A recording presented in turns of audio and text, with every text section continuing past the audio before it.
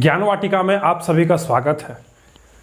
आज हम लोग क्लास 9th में force and laws of motion वाले चैप्टर में सेकंड इक्वेशन ऑफ मोशन को पढ़ने वाले हैं।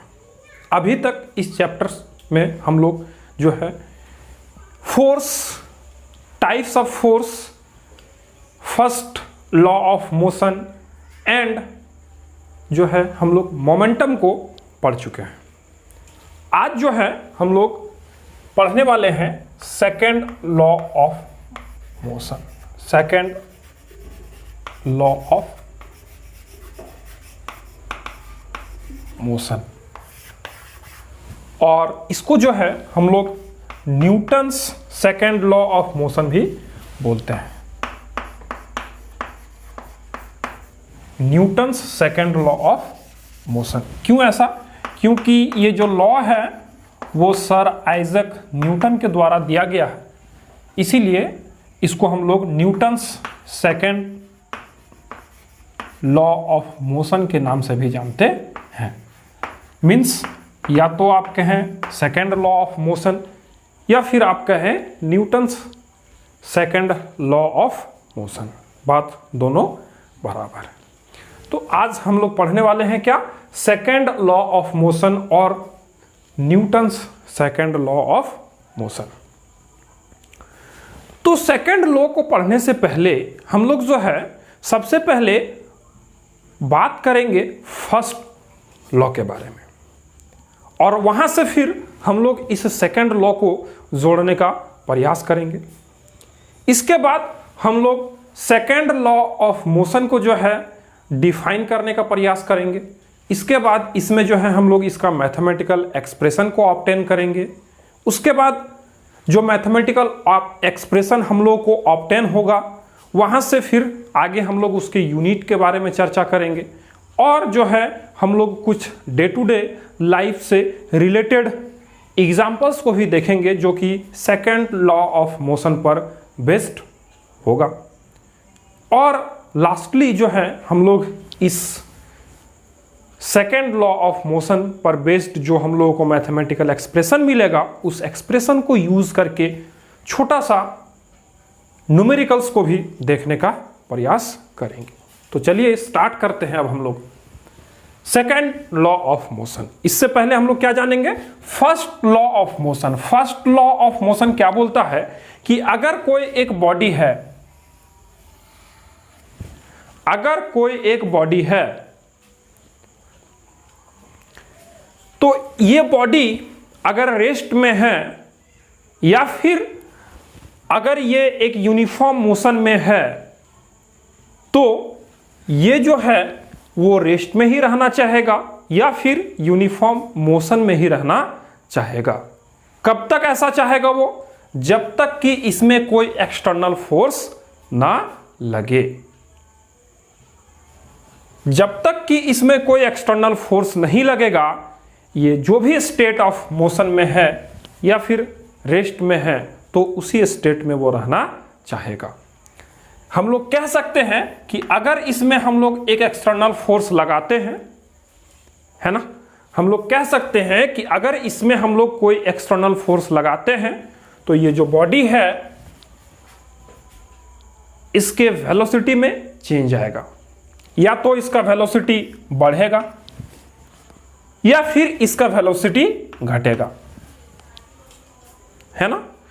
अगर हम लोग इसमें कोई एक्सटर्नल फोर्स लगाते हैं तो इसका वेलोसिटी में इंक्रीमेंट होगा या फिर इसके वेलोसिटी में डिक्रीमेंट होगा। या तो घटेगा या तो बढ़ेगा, दोनों में से एक ही चीज होगा फोर्स अगर हम लगाते हैं तो। और अगर नहीं लगाते हैं तो वो जिस स्टेट में है उसी स्टेट में रहेगा। या तो रेस्ट में है तो रेस्ट में ही रहेगा या फिर यूनिफॉर्म मोशन में है तो यूनिफॉर्म मोशन में ही रहेगा। यही हम लोग फर्स्ट लॉ से सीखे हैं। फर्स्ट लॉ में हम लोग यही चीज को डिस्कस किए हैं, है ना।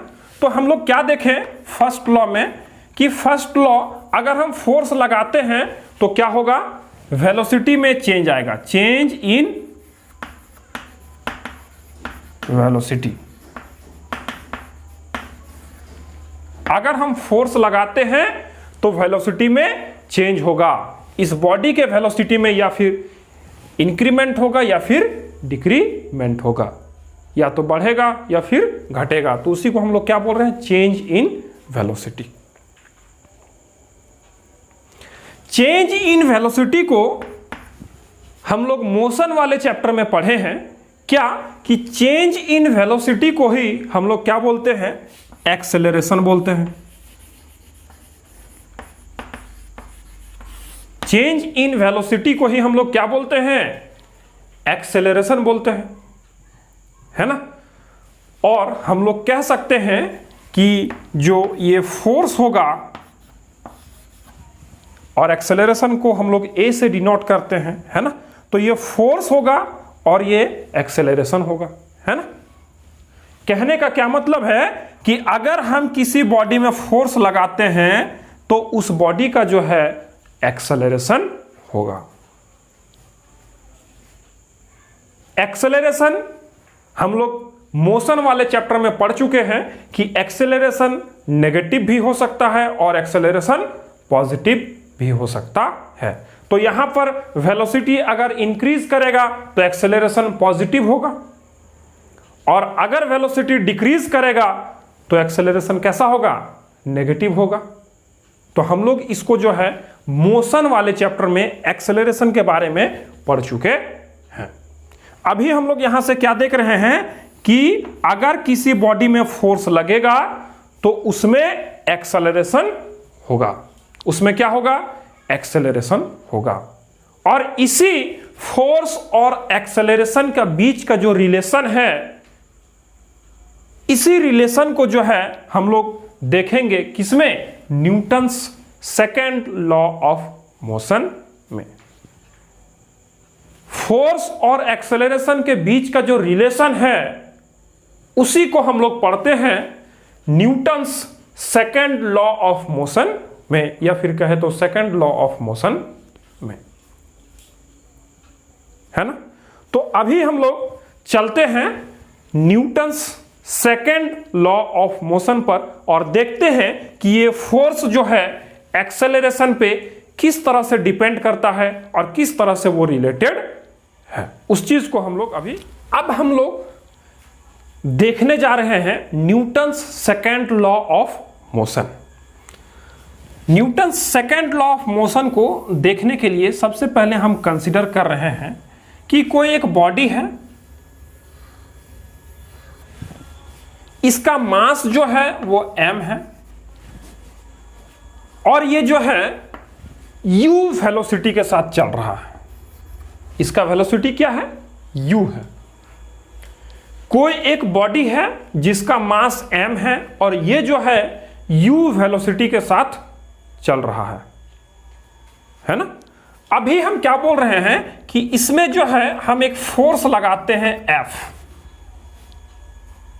हम इसमें एक फोर्स लगाते हैं F, और ये जो F फोर्स लग रहा है वो हम कितने देर के लिए लगा रहे हैं, टाइम t के लिए लगा रहे हैं, टाइम t के लिए लगा रहे हैं। मींस t टाइम के लिए हम इस बॉडी में फोर्स F लगा रहे हैं।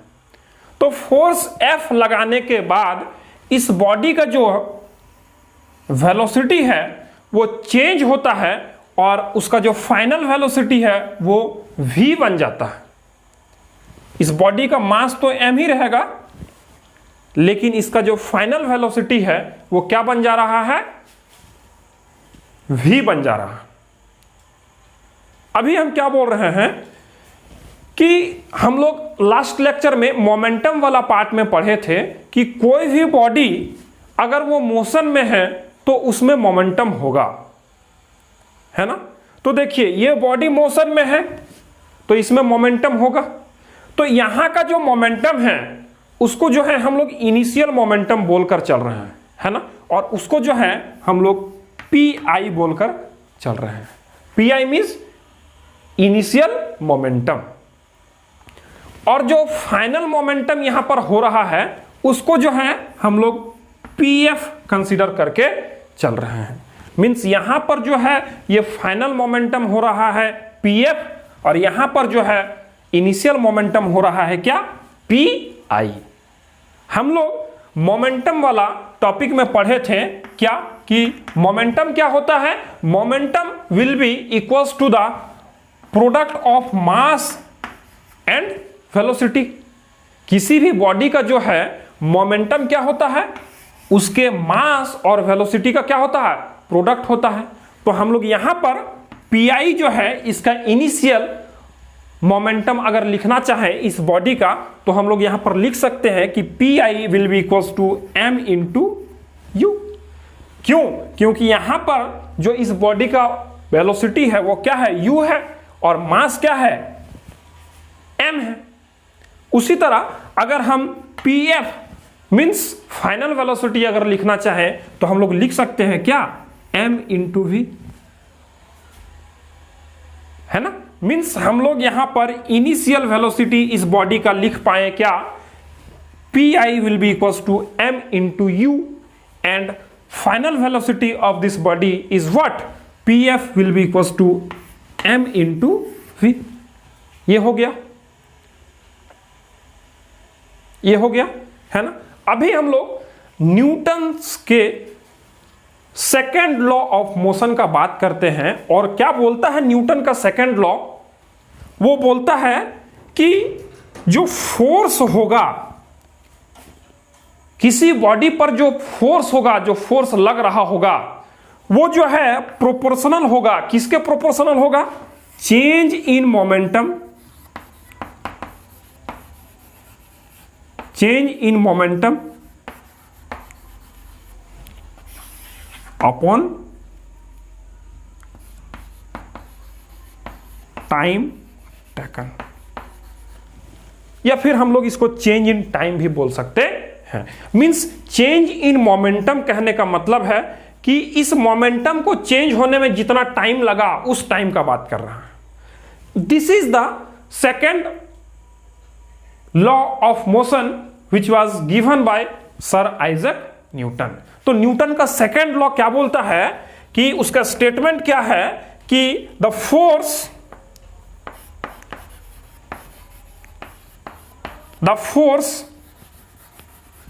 applied in a body is directly proportional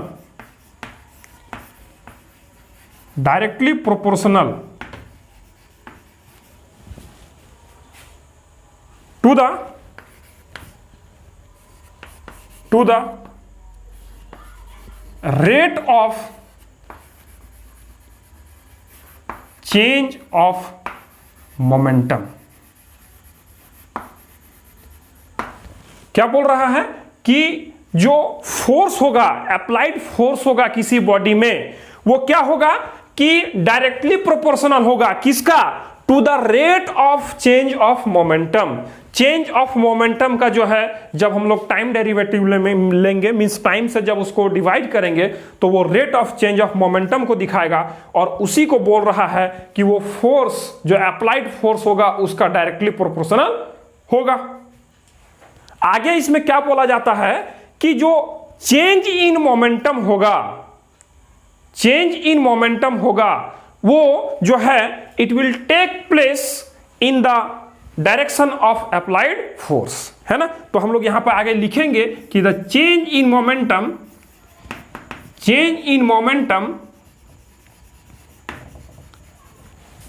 will take place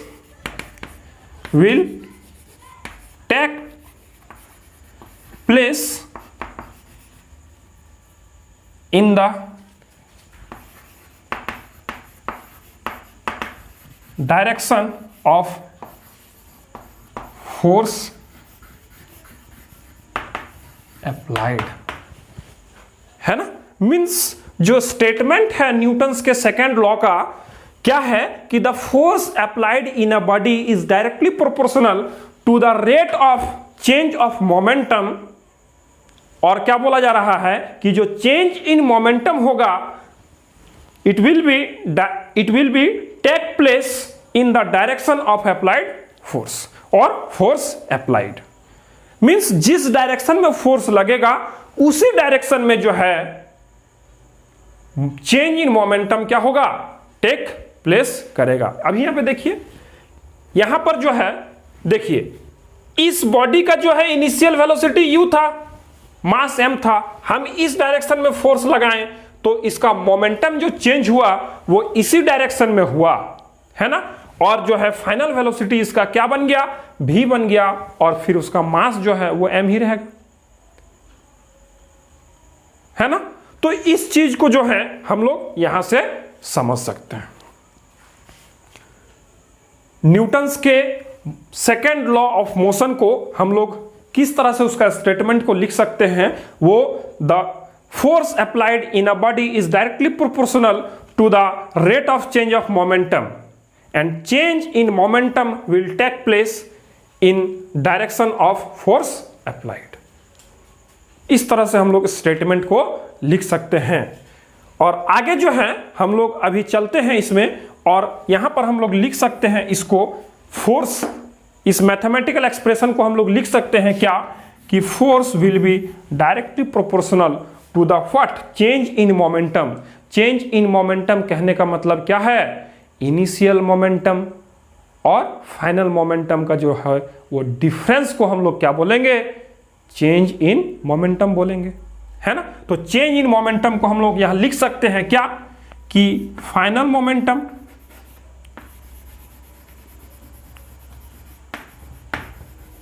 minus initial momentum, है ना, divided by what, time taken. आगे हम लोग लिख सकते हैं क्या, कि फोर्स इज डायरेक्टली प्रोपोर्शनल, यहां पर फाइनल मोमेंटम क्या है, pf है, और इनिशियल मोमेंटम क्या है, pi है, और टाइम क्या है, t है। तो हम लोग इस तरह से इस एक्सप्रेशन को लिख सकते हैं कि the force will be directly proportional to the pf minus pi upon t। इस तरह से हम लोग दिखा सकते हैं। आगे इसको हम लोग क्या करते हैं उसको देखते हैं। चलिए अभी देखिए, हम लोग लिख सकते हैं F will be directly proportional to what, PF।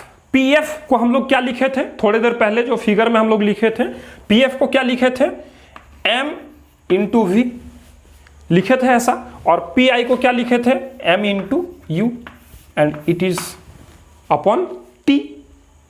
अब हम लोग इसको आगे लिख सकते हैं, और F will be proportional to, M को अगर हम लोग बाहर निकाल लें और V माइनस U को जो है अंदर रखें और अपॉन T को, तो हम लोग इस तरह से इसको लिख सकते हैं। ये दोनों में M को हम कॉमन निकाल लिए, यहां से M निकाल लिए तो V बचा, और यहां से M निकाल लिए तो U बचा। इसके बाद ये T जो है अपॉन में रहेगा ही रहेगा, है ना। और याद कीजिए हम लोग मोशन चैप्टर में पढ़े थे क्या, कि V minus U upon T it will be equals to what, acceleration, means this change in velocity upon time, that is what, acceleration. What? Acceleration. Now we can write here what, F will be proportional to M, and in place of this whole we can write what, A, that is acceleration. That is acceleration, है ना। तो हम लोग अभी बोल सकते हैं कि force is proportional to the mass into acceleration. अभी इस प्रोपोर्शनलिटी को अगर हम हटाते हैं तो यहां पर एक कांस्टेंट आएगा, है ना, that is K into M into A। और सर आइजैक न्यूटन ने जब इस लॉ को हम लोगों को दिया था तो वहां पर वो K का जो वैल्यू है वो 1 लेकर चले थे। इस K का मीन्स K क्या है, एक कांस्टेंट है, क्या है, एक कांस्टेंट है, और इसको हम लोग क्या लेकर चलेंगे, 1। तो हम लोग लिख सकते हैं लास्टली क्या, कि force will be equals to M into A, and this is the final expression for the second law of motion, that is F is equals to M into A, means the applied force will be equals to the product of mass and the acceleration produced in a body. तो हम लोग यहां से Newton's के second law को दूसरे तरीके से भी डिफाइन कर सकते हैं कि what the applied force in a body will be equals to the mass will be equals to the product of mass and the acceleration produced on that body। इस तरह से जो है हम लोग न्यूटन्स के सेकेंड लॉ ऑफ मोशन को दूसरे तरीके से भी डिफाइन कर सकते हैं। Means the force will be equals to what, the force will be equals to the product of mass and the acceleration produced on that body, and the acceleration will be produced on the direction of applied force. Acceleration जो होगा वो force जिस direction में लगेगा उसी direction में जो है एक्सेलरेशन होगा। तो यहां से हम लोग न्यूटन्स के सेकेंड लॉ ऑफ मोशन को दूसरे तरीके से भी डिफाइन कर सकते हैं, बता सकते हैं। And this is the relation between force and acceleration which was given by Sir Isaac Newton, and it is known as second law of motion. And the second law of motion gives us a relationship between what? Force and acceleration. Force और acceleration के बारे में हमको second law बताता है। इसको जो है हम लोग इस सेकेंड लॉ को जो है हम लोग यहां से एक्सेलरेशन को भी कैलकुलेट कर सकते हैं, और एक्सेलरेशन इज इक्वल्स टू हम लोग लिख सकते हैं फोर्स बाय मास, है ना, फोर्स बाय मास। ये ए रह जाएगा यहां पे, और यहां मल्टीप्लाई में है तो इधर जाएगा तो वो डिवाइड में हो जाएगा, तो हम लोग लिख सकते हैं A will be equals to F by M, है ना। तो इस तरह से जो है हम लोग किसी बॉडी का एक्सेलरेशन को भी निकाल सकते हैं अगर हम उसके फोर्स और मास के बारे में जानते हैं तो। This is the mathematical expression for Newton's second law of motion. अब इस इक्वेशन पर बेस्ड हम लोग छोटा छोटा दो न्यूमेरिकल करते हैं, जिससे ये जो मैथमेटिकल एक्सप्रेशन है उसको हम लोग और अच्छे तरीके से समझ लेंगे। अभी देखिए, हम बोल रहे हैं कि कोई एक बॉडी है, कोई एक बॉडी है ना, कोई एक बॉडी है, इसका मास है मान लेते हैं 2 kg, 2 kg। अच्छा, इस न्यूमेरिकल से पहले हम लोग डिस्कस कर लेते हैं इसके फोर्स के यूनिट के बारे में, और फिर हम लोग न्यूमेरिकल पर आएंगे, है ना। Unit of force, unit of force, force के यूनिट के बारे में हम लोग डिस्कस कर लेते हैं, फिर हम लोग न्यूमेरिकल पे आएंगे।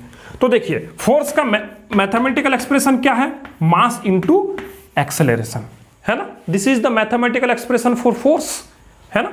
अभी हम लोग इस मास को जो है हम लोग केजी से रिप्रेजेंट करते हैं, और इस एक्सेलरेशन को जो है हम लोग मीटर पर सेकेंड स्क्वायर से रिप्रेजेंट करते हैं। तो उस हिसाब से फोर्स का जो यूनिट होगा वो क्या हो जाएगा? KG metre per second square, और हम लोग इसको लिख सकते हैं किस तरह से? केजी मीटर सेकेंड इनवर्स 2, इस तरह से लिख सकते हैं, है ना। और इसी यूनिट को जो है हम लोग किस नाम से जानते हैं? इसी यूनिट को जो है हम लोग न्यूटन के नाम से जानते हैं, है ना। इसी यूनिट को हम लोग न्यूटन बोलते हैं, है ना। न्यूटन, सर आइजक न्यूटन के सम्मान में इस यूनिट का नाम न्यूटन दिया गया, है ना, क्योंकि फोर्स का जो कॉन्सेप्ट है वो सर आइजक न्यूटन ही दिए थे, और इन्हीं के सम्मान में जो है इस फोर्स के यूनिट को उनके नाम से संबोधित किया गया, उनके सम्मान में इस यूनिट को जो है न्यूटन बोला गया।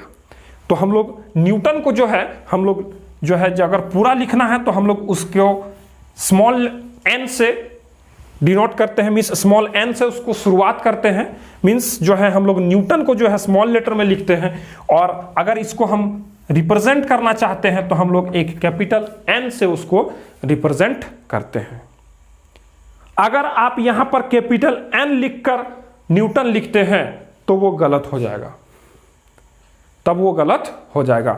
आपको स्मॉल n से शुरुआत करके पूरा न्यूटन लिखना होगा तो वो आपका सही होगा, या फिर आप एक लेटर में अगर रिप्रेजेंट करना चाहते हैं तो आप उसको जस्ट कैपिटल N से रिप्रेजेंट कीजिए। And this will be the unit of force, that is Newton. अभी हम लोग 1 न्यूटन को भी डिफाइन करने का कोशिश करते हैं। 1 न्यूटन हम लोग किसको बोलेंगे? देखिए 1 newton means 1 kg into 1 metre per second square. तो 1 न्यूटन एक ऐसा फोर्स होगा जो कि हमको 1 kg का कोई ऑब्जेक्ट है और उसमें जो है हमको एक्सेलरेशन प्रोड्यूस्ड कितना दिखाएगा? 1 metre per second square. Means the force which can produce an acceleration of 1 meter per second square of a 1 kg mass body, then the force will be said to be what? 1 Newton. Means if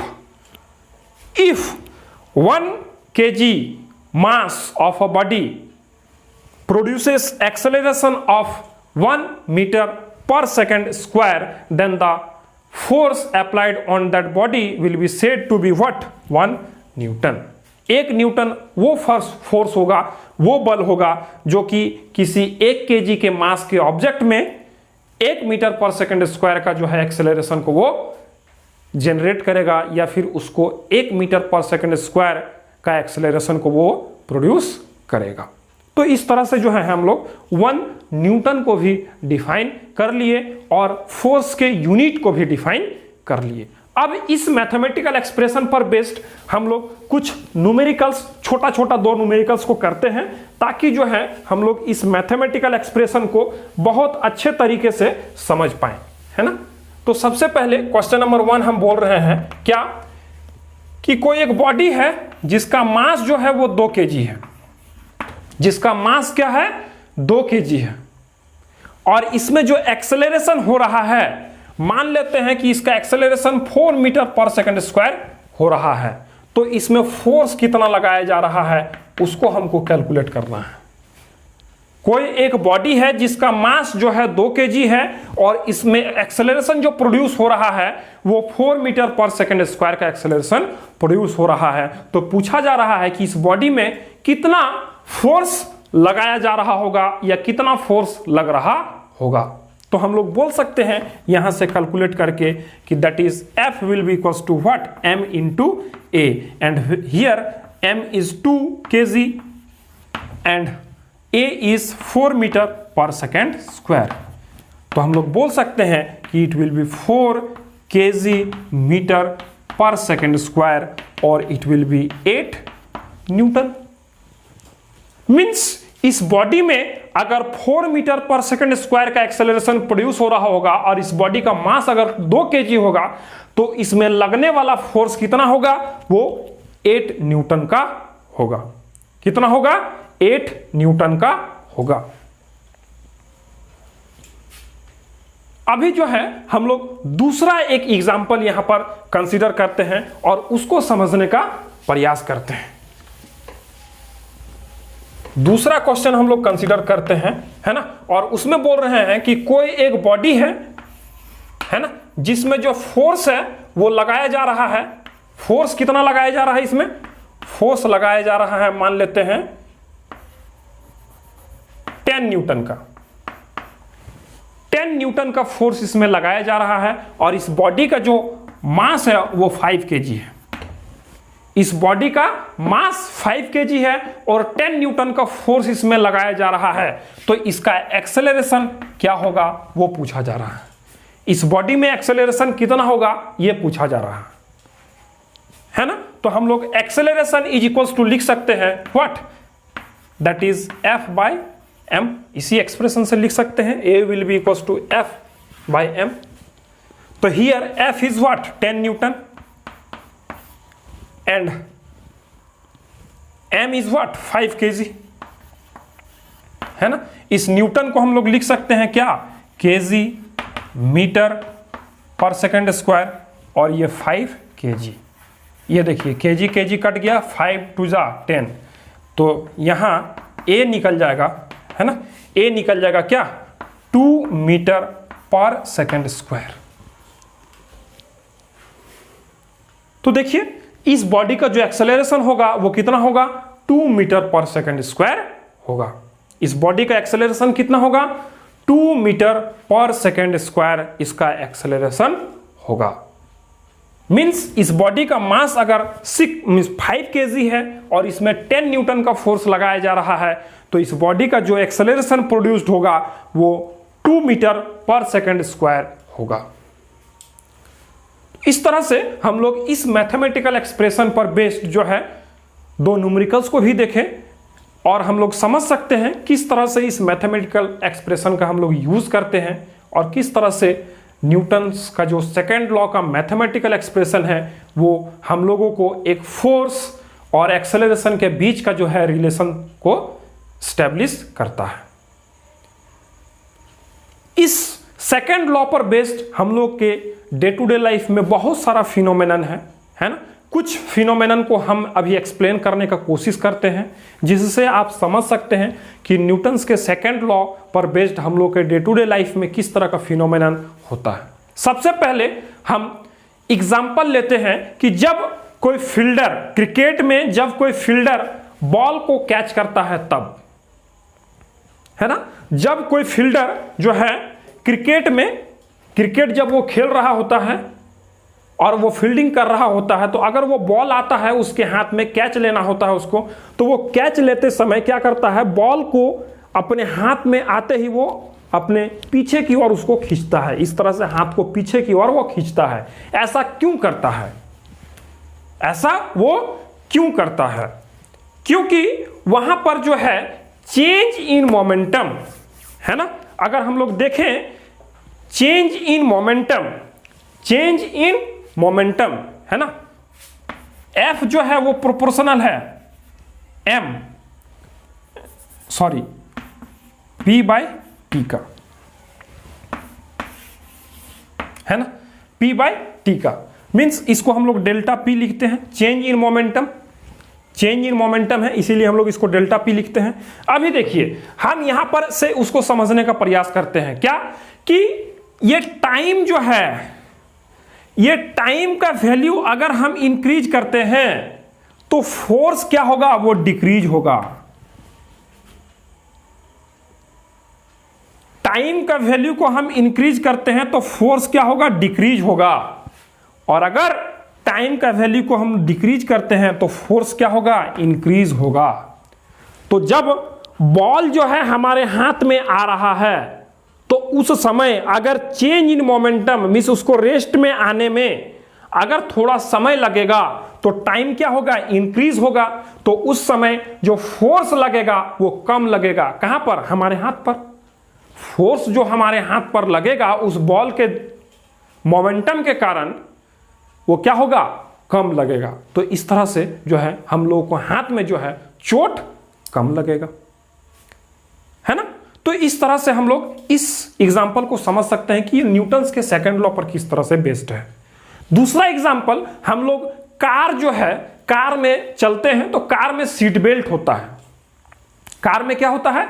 seat belt होता है। वो seat belt को जैसे हम लोग लगाते हैं, है ना, सीट बेल्ट को अगर हम लोग लगाते हैं तो कार जो है अगर मान लीजिए हाई स्पीड में चल रहा है और अचानक से कहीं कुछ हो रहा है या कुछ हो गया, अचानक से ब्रेक लगाया गया कार में, है ना, तो उस समय जो चेंज इन मोमेंटम होगा, जो कार है वो बहुत हाई वेलोसिटी में रहेगा और वो डायरेक्टली मींस अचानक से वो अगर रुकना चाहेगा या रुकेगा तो चेंज इन मोमेंटम क्या होगा, वो अगर कम समय में हुआ, है ना, समय कम होगा तो फोर्स क्या लगेगा उसमें ज्यादा लगेगा। कहने का मतलब है कि अगर चेंज इन मोमेंटम बहुत शॉर्ट टाइम में हुआ तो हम लोग आगे की ओर बहुत तेजी से गिरेंगे और हमको कहीं चोट लग सकता है ना। तो अगर हम लोग सीट बेल्ट लगाए हुए हैं और कार में अचानक से ब्रेक लगाना पड़ता है तो वो सीट बेल्ट जो है हम लोग के चेंज इन मोमेंटम का टाइम को जो है वो इंक्रीज कर देता है और फोर्स क्या होता है उसके कारण डिक्रीज हो जाता है, जिसके कारण हमको अगर चोट भी लगेगा, अगर मान लीजिए आगे हम कहीं टकराते हैं, कहीं से अगर उसी गाड़ी में से कहीं टकरा जाते हैं या कहीं हम गिर जाते हैं तो हमको चोट क्या होगा, वो कम लगेगा, है ना। तो इस तरह से जो है हम लोग न्यूटन्स के सेकेंड लॉ को अपने डे टू डे लाइफ से भी रिलेट करके समझने का प्रयास कर सकते हैं और समझ सकते हैं, है ना। अगर ये लेक्चर आपको अच्छा लगा हो तो लेक्चर को लाइक ज़रूर करें और आगे शेयर भी करें। मिलते हैं फिर आपसे अगले लेक्चर में, तब तक के लिए गुड बाय, टेक केयर।